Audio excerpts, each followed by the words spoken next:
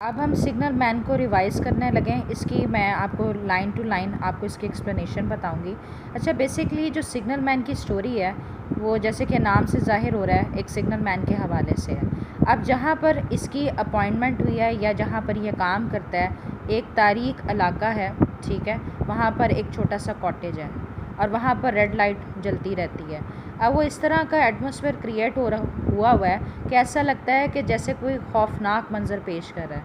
अब signal man को इसमें हाईलाइट किया है। सिग्नल मैन के हवाले से एक अजीब बात यह है कि उसको ऐसा लगता है कि जब भी कोई हादसा होने वाला होता है ना, तो कोई एक उसे बदरू नज़र आती है जो कि कहते हैं look below there, look below there.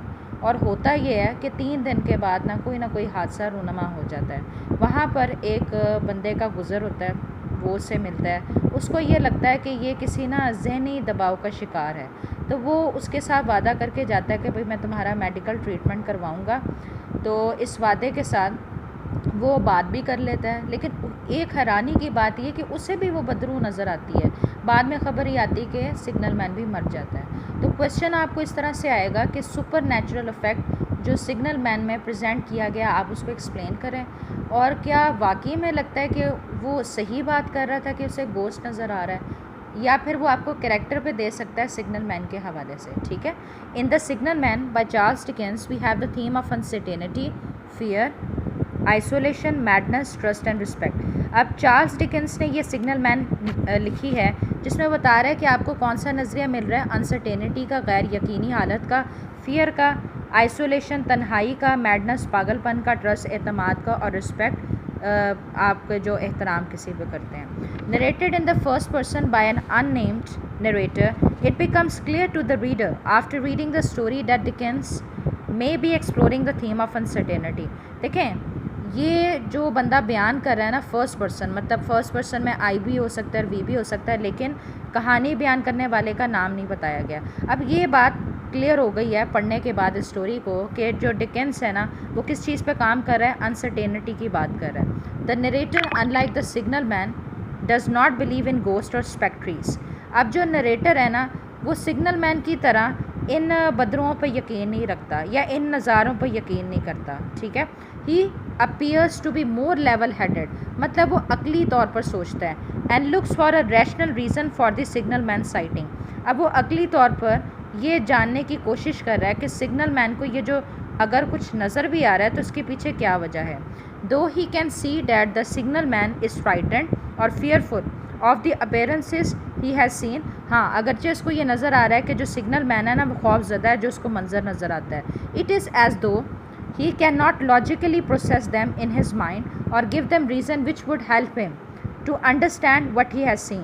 लेकिन उसका जहन ये मानने को तैयार नहीं है कि क्या वजूहात हैं कि वो इस बात को समझ सके कि इसको आखिर ये सब कुछ क्यों नज़र आता है।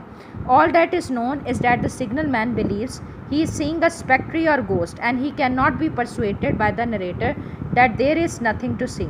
अच्छा जी, अब वो जो कुछ जानता है कि उसे इस बात का यकीन है कि जो कुछ उसे ये मंज़र नज़र आ रहा है या जो उसे बदरू नज़र आ रही है, वो नरेटर को कायल तो नहीं कर पा रहा अपनी बात से कि ये वाकई में उसको चीज़ नज़र आई होगी। That perhaps the signal man's imagination is running wild. हो सकता है कि सिग्नल मैन के जो तख़य्युलात की जो वो ख्याल सोचता है वो पागलपन का शिकार हो गया। और that the night is playing a trick on his mind, या रात का जो मंज़र है ये सारा कुछ उसके जहन में ये काम कर रहा है। हाउएवर वट इज़ सर्टन, लेकिन ताहम जो जिस बात का यकीन है, is that the signal man is afraid, signal man खौफज़दा है, and it may not help that while he is working he is isolated for long hours. अब वो खौफज़दा है, कोई भी इसके लिए मदद नहीं, क्योंकि उसे तनहा काम करना पड़ता है काफ़ी घंटों के लिए, तवील औकात के लिए।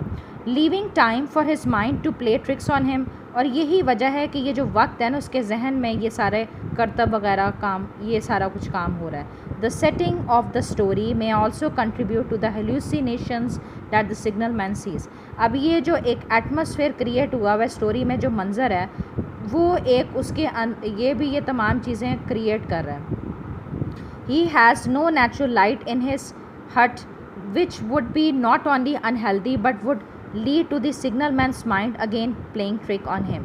अच्छा, अब वो जिस जगह पे काम करता है वहाँ पर कोई कुदरती रोशनी तो है नहीं, ठीक है, और ये भी गैर सेहतमंदाना बात है जिसकी वजह से उसके जहन में ये तमाम काम हो रहे हैं. It is also possible that Dickens is suggesting that the signal man though he has had opportunity in the past to improve his life.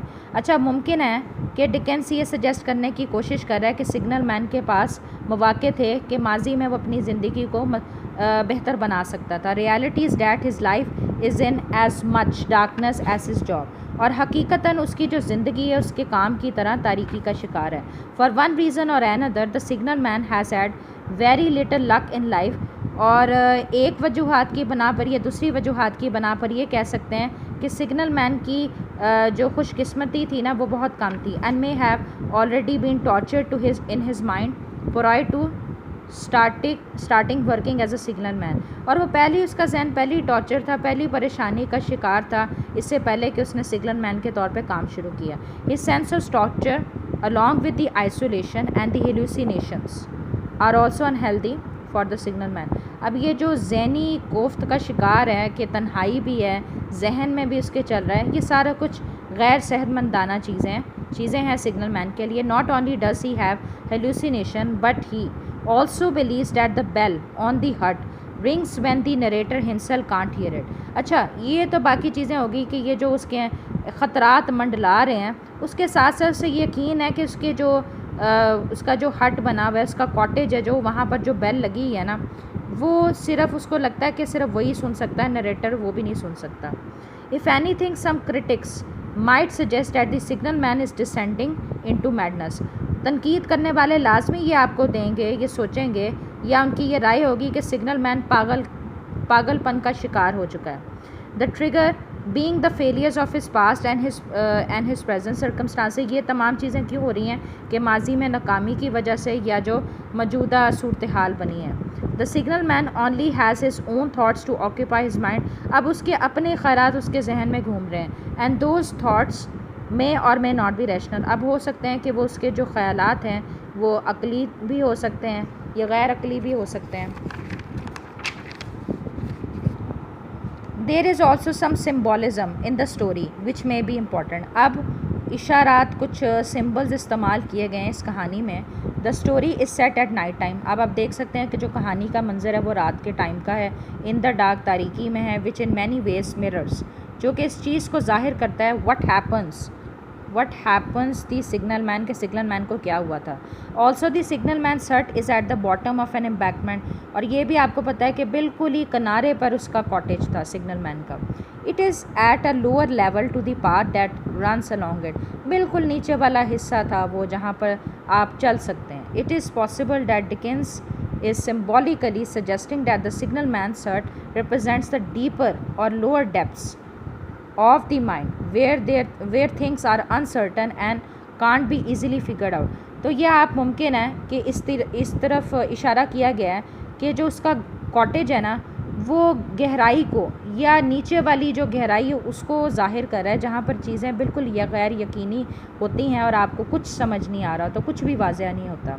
The suspicion that the signal man has with the narrator may also be significant, as it suggests that he is not only suspicious of who the narrator may be, but there is something else playing on the signal man's mind.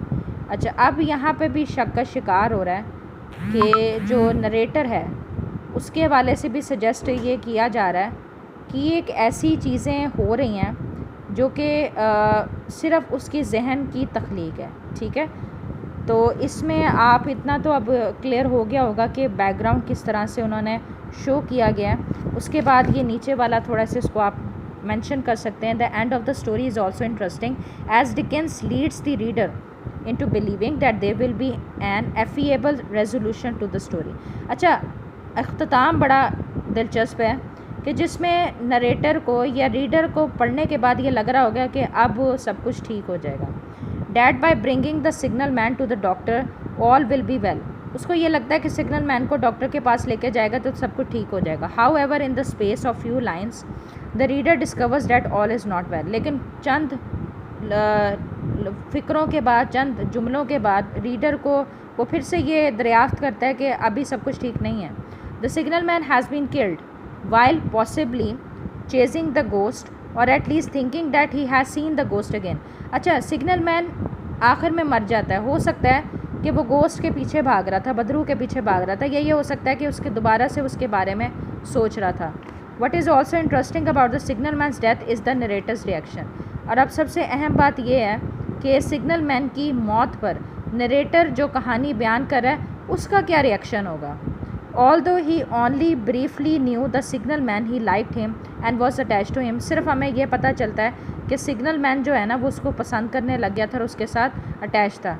He was even prepared to go out of his way and get the signal man the medical help that he thought the signal man might need। वो तो यहाँ तक तैयार था कि वो उसे medical तिब्बी इमदाद फराहम करेगा ताकि जिसकी उसको ज़रूरत है। ठीक है।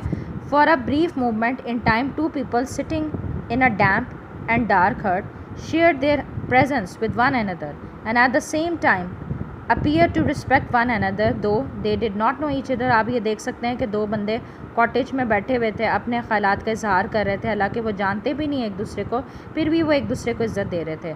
At no stage in the story did the narrator belittle the signal man or story। मतलब किसी भी लम्हे पर उसने उसको इस तरह नहीं शो किया कि भाई मुझे तुम पर यकीन नहीं है, तुम्हारी कहानी पर यकीन नहीं है। He listened as a friend would listen and went out of his way to ensure that the signal man got some medical help। अब उसने सारी बात सुनी और उसे यकीन दिलाई कि मैं तुम्हें तिब्बी इमदाद फराहम करूँगा। Where others would have viewed the signal man as being mad। जबकि दूसरे तो उसको ये ख्याल करें कि वो पागल है। The narrator did not. लेकिन नरेटर का तो ऐसा कोई ख्याल नहीं था। ठीक है। तो आप ये देख सकते हैं कि उसने उसको हेल्प आउट करने की कोशिश की है कि वो ठीक हो जाए। लेकिन अच्छा, इसमें कुछ मैंने लास्ट में ये मेंशन नहीं किया कि नरेटर जब जाने लगता है उसको भी गोस्ट नज़र आते हैं। बाद में पता चलता है कि उसकी जो सिग्नल मैन की डेथ हो गई है। होपफुली कि आपको अभी स्टोरी का समझ आ गया होगा थीम।